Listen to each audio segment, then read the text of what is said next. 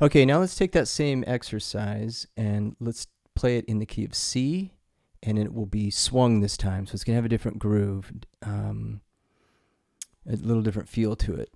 So we'll start with our C7 on the 6th string, 8th fret. Right above it is your 4 chord.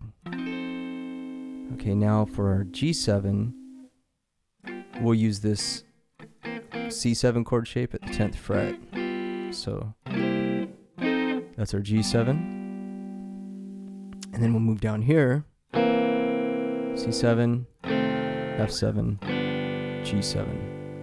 So if you're starting on the 5th string, your 4 chord is behind 2 frets, and then you move up 2 frets for your 5 chord. So same riff in the 3rd chorus.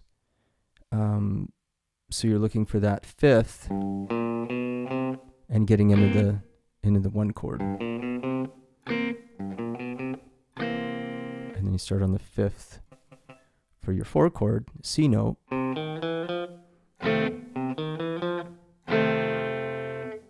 Okay, so here we go. Key is C, and we're going to do this swung.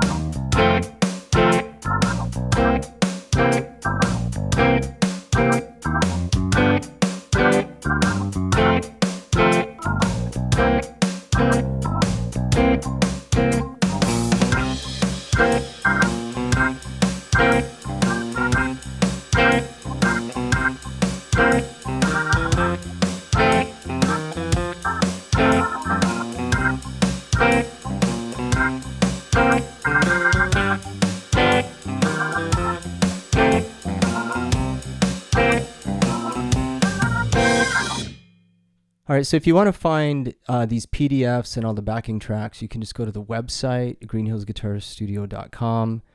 Sign up for our newsletter. We send out a newsletter every week with a bunch of tips, lesson ideas, kind of special offers, things that don't always hit the website but wind up in our newsletter. So that's a really good resource.